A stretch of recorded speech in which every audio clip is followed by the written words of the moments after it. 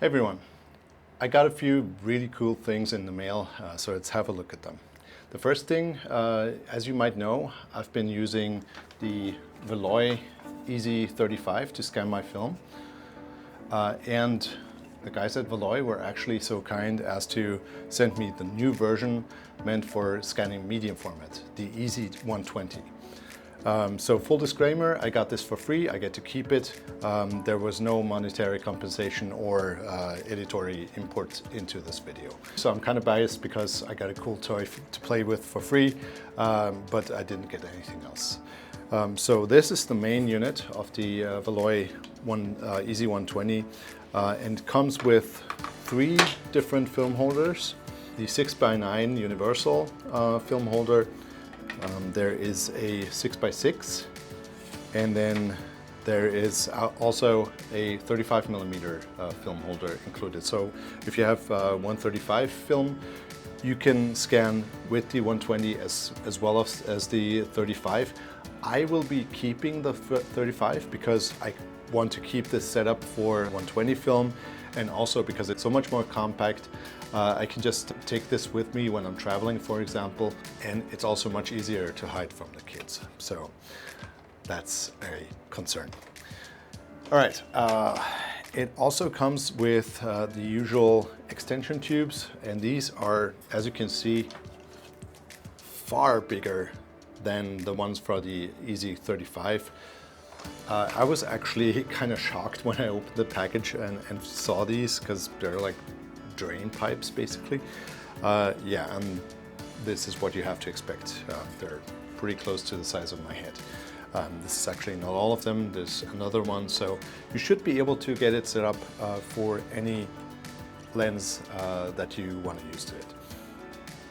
Then it also comes with this adapter for the final thread size, and of course a bunch of thread adapters.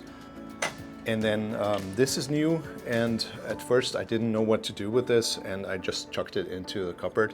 But this is actually a piece that raises the camera a little bit, so you can use it flat on the table with the camera raised a little bit, and it compensates for the height of the actual base unit. The basic construction of the Easy120 is the same as the Easy35, so you have a little light that is inside this black box. It has a lot more metal parts than the 35 did. And then you screw your lens basically directly onto this unit. So it has a light-tight enclosure from the camera to the film, and you don't have any unintended light coming in from the side onto your film. And it's a very contained and easy to stow away unit. So you basically just take your camera off it and stow it away in wherever you keep your camera gear. This has come in really handy for me because I can get it out, get it set up within minutes, and then just yank the film through, and it's really quick. And another thing that I was kindly gifted lately is the control panel for the Filmomat SmartConvert software. So this was made by my friend Jules. You can find his work at the Analog Insights channel. He makes a lot of cool stuff like precision machine scanning masks for Frontier scanners, Fuji Frontiers. And he made this to basically make the Filmomat software work like a Fuji scanner. So this works exactly like the Fuji Frontier, or for example the Agfa scanners that Robin Williams was using in 1 Hour Photo. Those all have a control panel like this where you can control the different colors as well as the contrast, density and saturation, and you have a few custom keys and rotate and stuff. So this really speeds up your workflow if you're using the Filmomat software. And we'll go ahead and scan a few pictures, and I'll show you the editing process in Filmomat as well. So let's get it set up.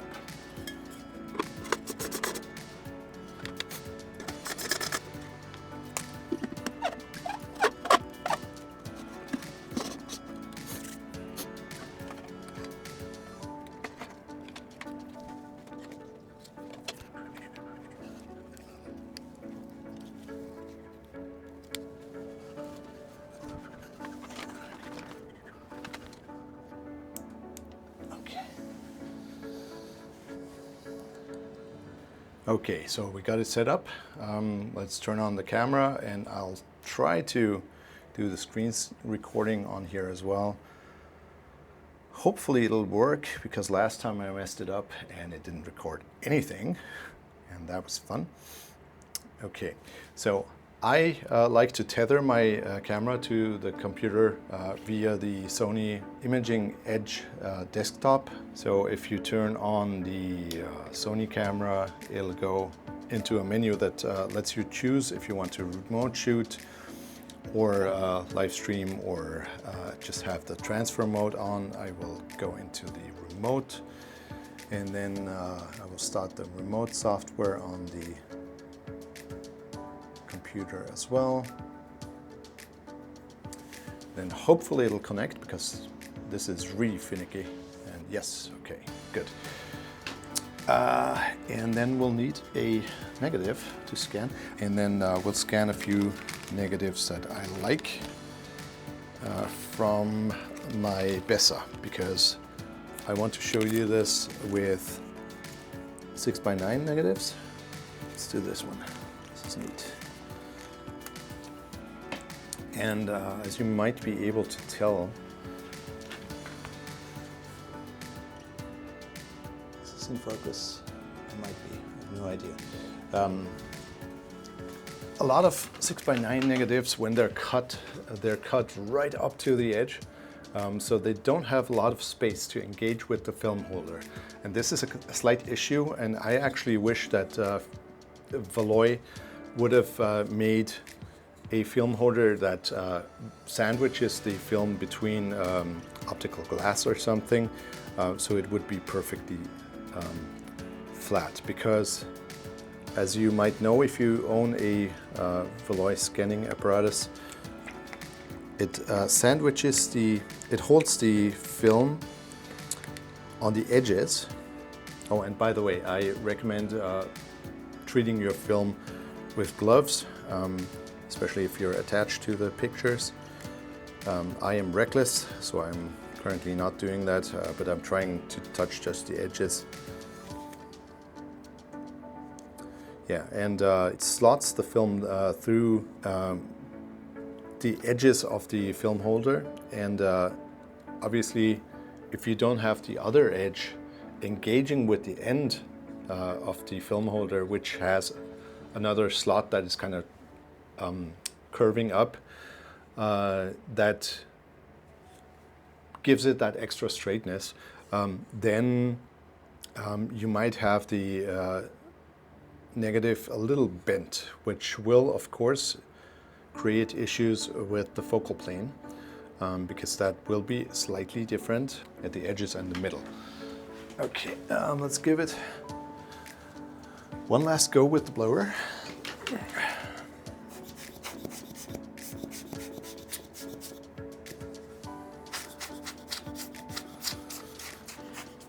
Yeah, so I actually told the guys at Valoi this, and they had noted that they had actually considered doing that kind of special occasions holder, which I hope they do, because I would really appreciate that, because I shoot a lot of 6x9, and all my negatives are right against the edge. Okay, then of course you'll need a macro lens to do this. I don't know what Valoi recommends.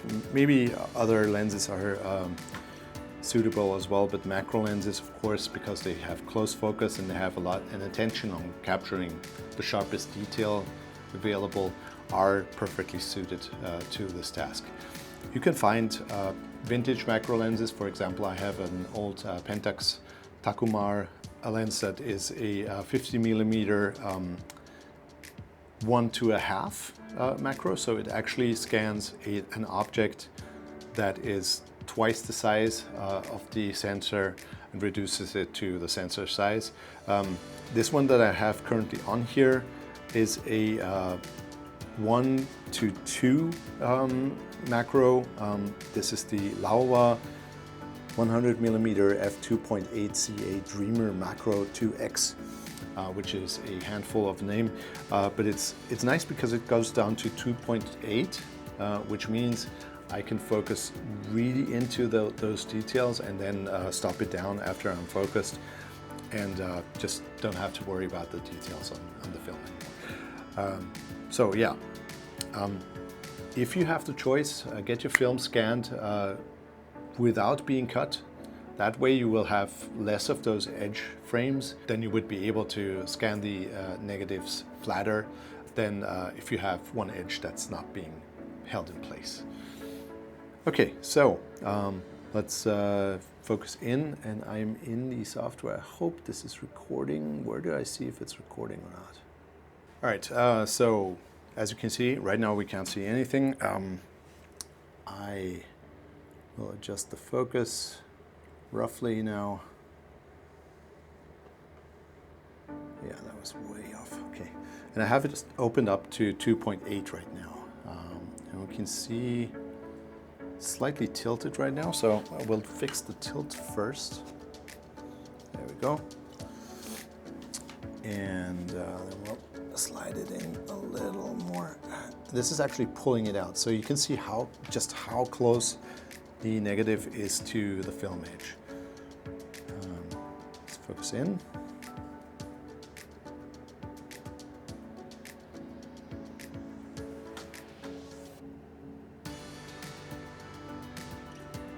And as always, as with the Easy35, you have to focus on the grain, not on the details on the film. Of course, that is, if you know it's in focus, that is a good crutch when you can't find the grain, when you're scanning something like Ektar that has basically no grain. Then that'll be a crutch, but usually focus on the grain. And I recommend putting the film in with the emulsion side towards the camera, so the slightly more matte side of the film, because that is where the actual grain is.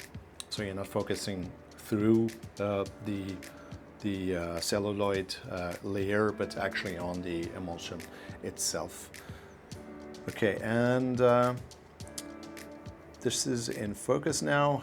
Then we'll just go in and snap that picture. Oh, almost forgot. Stop down the lens. I have determined that this lens is sharpest at 8. That is usually a good starting point for any lens. It might be 11, might be 5.6, depends on your lens. All right, and record. And now we've taken that picture, and then we can just slide the film over to go like this. And this is the great thing about the Valoi Easy XYZ systems, because you can just slide entire roll of film along like this, and you don't have to reset up everything for every frame. Then we can focus in. I can still see the grain, so that's reasonably in focus. And then we'll just snap that again. All right, we'll do a few more.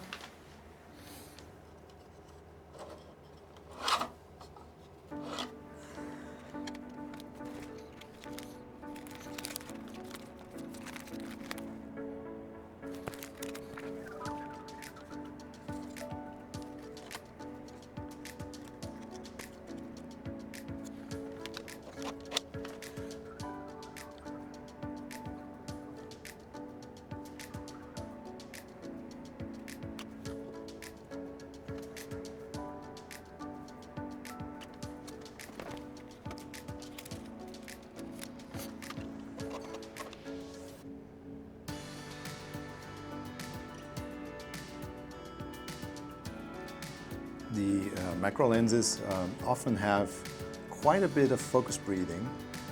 So if you focus on the edges of the frame, they'll move, and it'll be extra hard to achieve focus.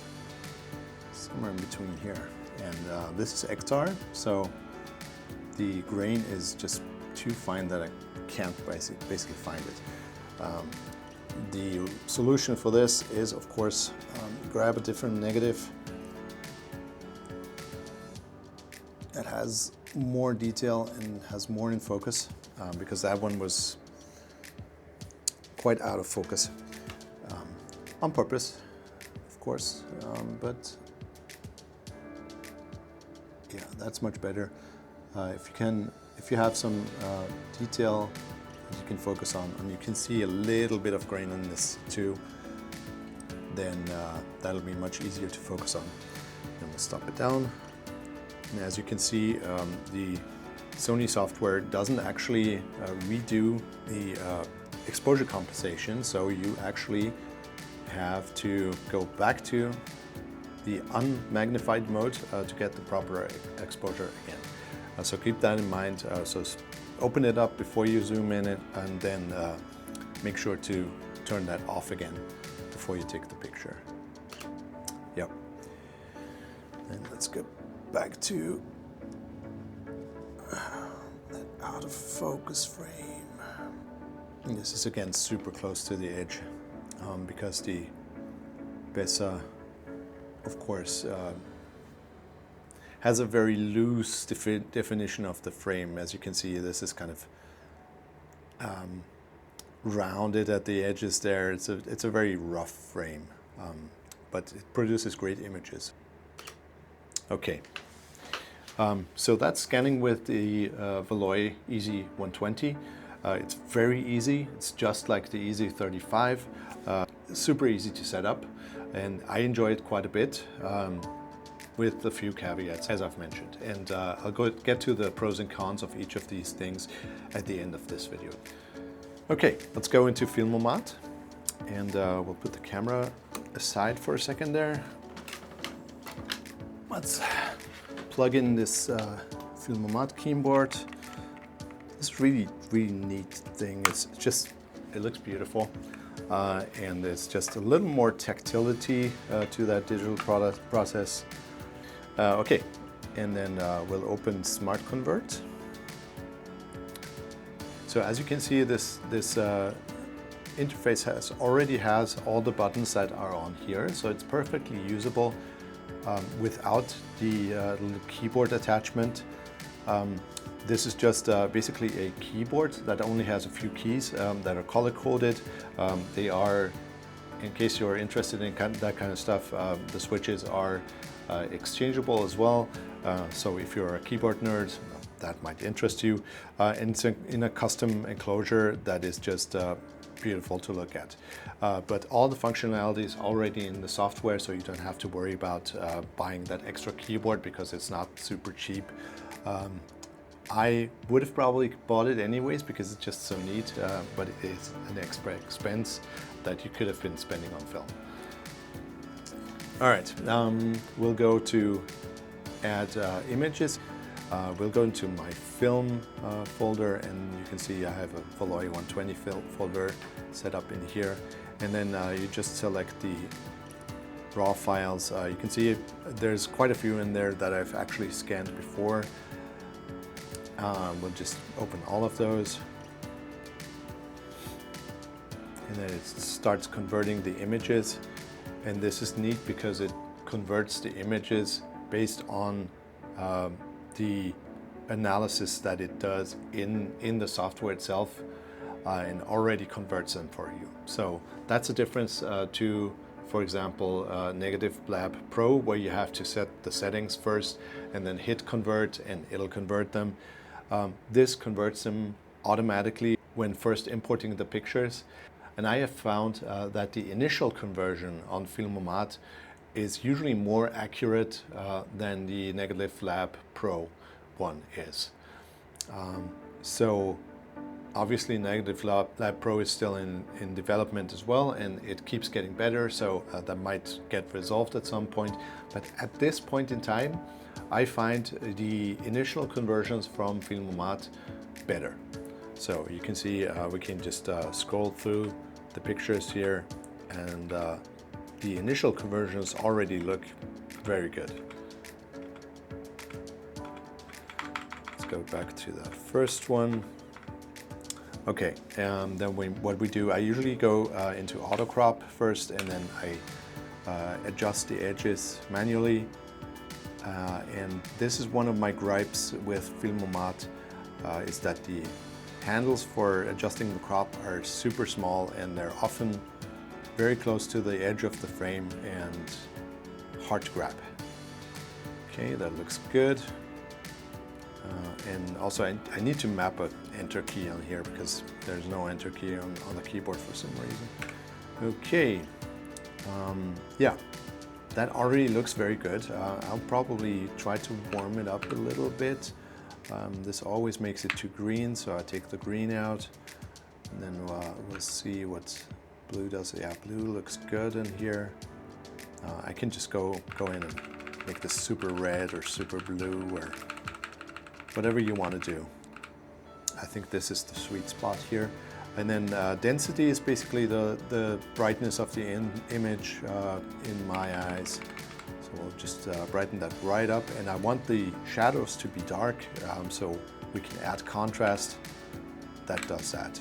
And then if you want to play with the saturation, you can do that. I think it's not really necessary in this case.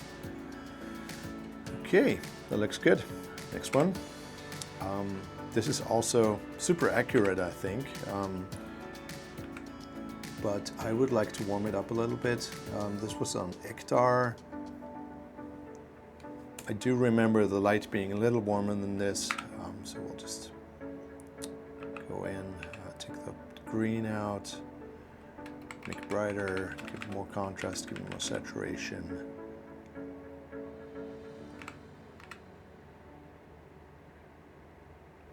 I think that's it. And you can see the images look kind of blurry on here, but that's just the preview on Filmomat. It actually exports the full-sized images afterwards, so we're not pixel peeping at this point in time. We're not adjusting any detail or sharpness or anything, so just ignore that and just go for the colors instead.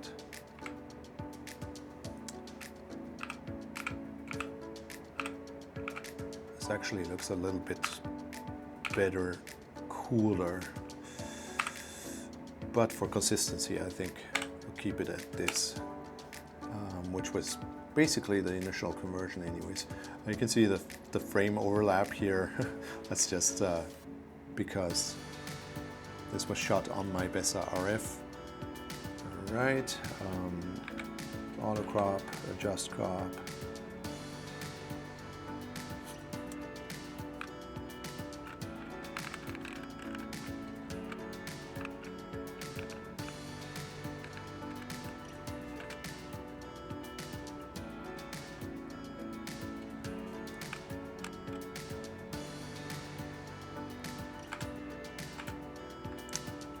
Alright, I really shouldn't have added all of these because most of these I've already converted.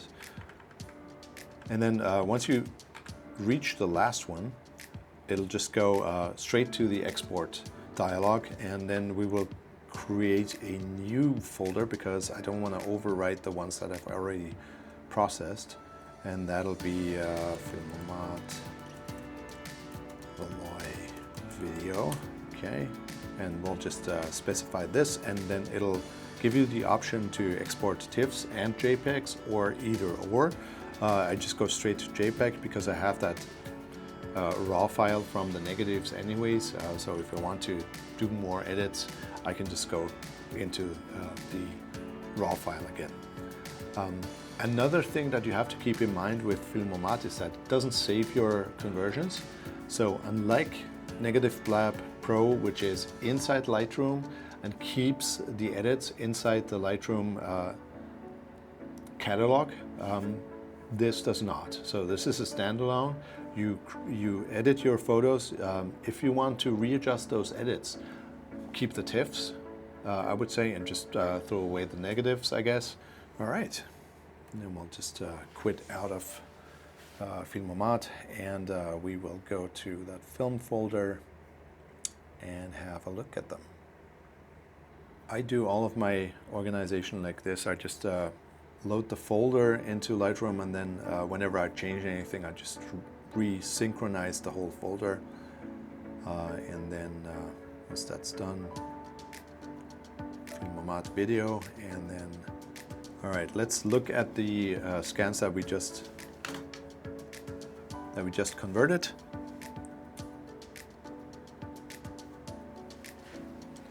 And I want you to look mostly at the colors, I guess, and we can see if we scan in, we've got plenty of grain here. That'll come out even more if you sharpen it a little bit in Lightroom. But again, if you want to do that kind of fine adjustment, then Negative Lab Pro might be the better choice for you. Got a little spot there. That's of course easy to eliminate afterwards in Lightroom or Photoshop.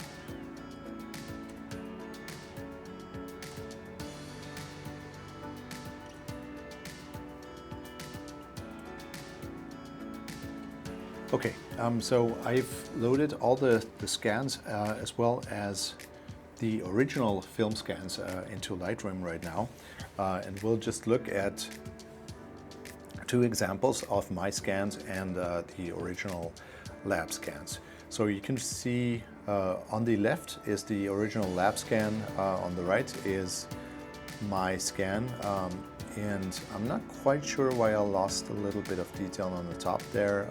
Guess that might have been the auto crop from Somer. Either way, what you can clearly see is I gained quite a bit of additional detail on the sides. So you can see this little blue thing with the highlight there, and the box of the adjacent toy is visible in my scan versus the lab scan, and that is kind of one of my favorite things about camera scanning. You get additional detail that the lab would have thrown out. On my scan on the right side, you can see they're unfortunately a little bit different file sizes, so we're a little zoomed into mine right now. You can see I went for a little more saturated tone, which is of course a choice that you can tell the lab to make. But the grain structure is completely intact. I'm not losing any details here compared to, this is a Noritsu mini lab scan. I might actually have a little more detail there. But I think they're pretty much on the same level when it comes to detail here. Through sharpening and like clarity adjustments and stuff, you might get a little more detail back, but I think it's pretty much the same standard as a lab scan, which is great. And all the gradients are there.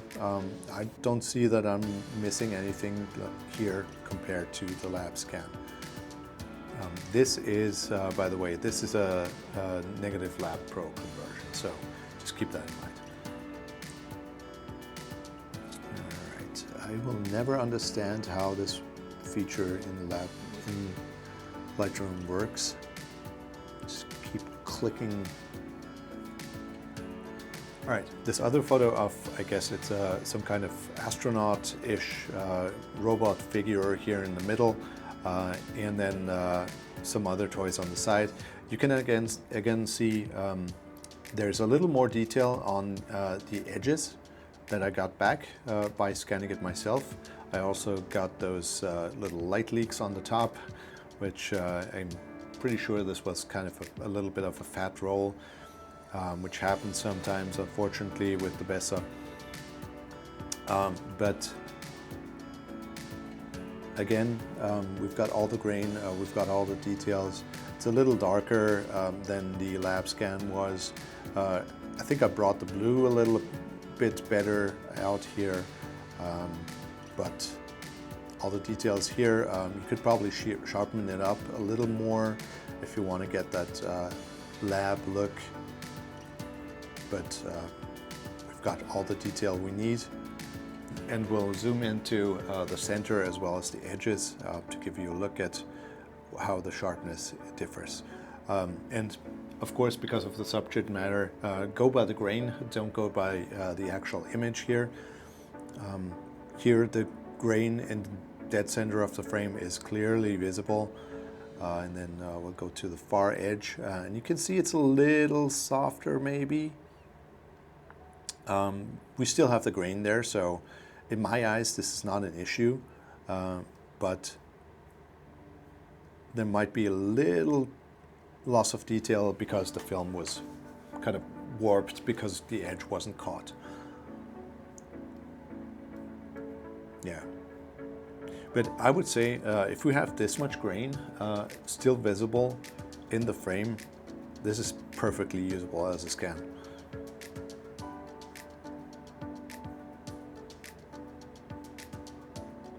Again, the center looks like this. Far edge looks like this. All right, time for the final verdict. First off, the Easy120 from Valoi. Pros, it's all self-contained, so you don't have a million different bits that you have to worry about. So there's no light coming in from the sides, which was an issue that I had with the overhead kind of scanning setup with a separate film holder. It's very easy to slot in the film, and it's very easy to attach the lens. I usually leave the lens attached to this and just take the camera off like this. And then whenever I want to scan, I just come in, put the camera on, and it's ready to go. So the ease of use is really unbeatable. Cons on this might be a slight con that you don't have the battery in the unit anymore and that you have to keep it plugged in, because that's another thing that you need to have an adapter for. Then it's significantly larger than the Easy35, which is of course because the film is a lot larger, especially if you're scanning 6:9 negatives like I am, then it is quite bulky. With a different lens, for example my Takumar 50mm macro, it was a little more compact, so you didn't have the same distance to the lens.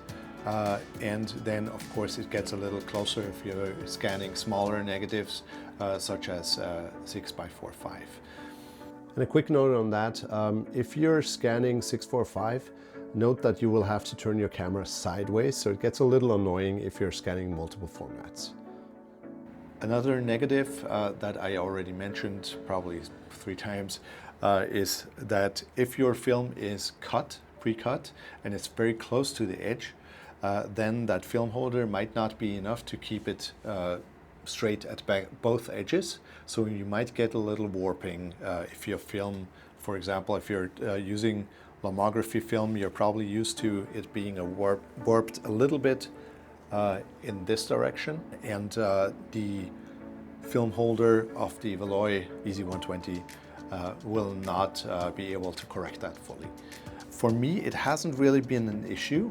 Once I stopped the lens down to f8, it's usable for me, but there's definitely a slight fall off in detail towards the edges. Just for the sake of completion, the price is not cheap, so you pay what you pay for it. I'm going to put it on the screen right here. I got it for free, so of course I'm a little bit biased, but if any of the cons that I mentioned are a deal breaker for you, then think about it. Otherwise, it's super easy and simple to use, and I've been very happy with it. Concerning Filmomat pros, you get this super cool control panel with it. It has really good initial conversions. As long as the negative looks good, the conversion is going to be looking almost perfect right from the bat. Cons is that you don't get as much control over the negative, so you don't get to control, for example, your highlights and shadows individually. You don't get to set the color balance as intricately as you would be able to in Negative Lab Pro. And you don't have any sharpness options and stuff like that. A good analogy that I kept forgetting to mention is the Filmomat feels really close to what you can do with an actual darkroom. So if you've ever printed color in a darkroom, this is going to feel really similar to that. So the adjustments that you can do are really similar to what you can do with an actual enlarger. So if you want to tinker with your photos, then NLP is of course the better option. If you want to have your conversion done as quickly as possible with a realistic film look, and you don't want to tweak it a lot, then SmartConvert will be a really, really good choice. All right, I think that's it for today. Thank you so much for watching. Hope you'll be back for the next one, possibly again in like 3 months. But yeah, I really appreciate that you're watching, and I hope to see you again. Out.